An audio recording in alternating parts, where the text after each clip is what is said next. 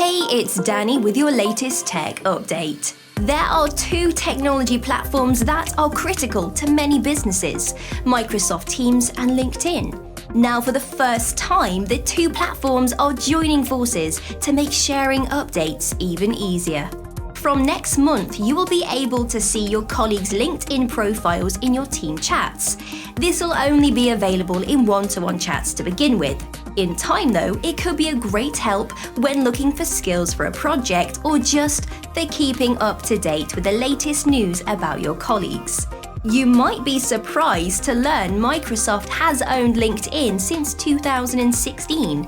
It bought it for a cool £19 billion, and both platforms have seen significant growth in the last 2 years. This union was meant to be. If you'd like any help setting up teams to improve your business communication, give us a call. That's your tech update. More next week.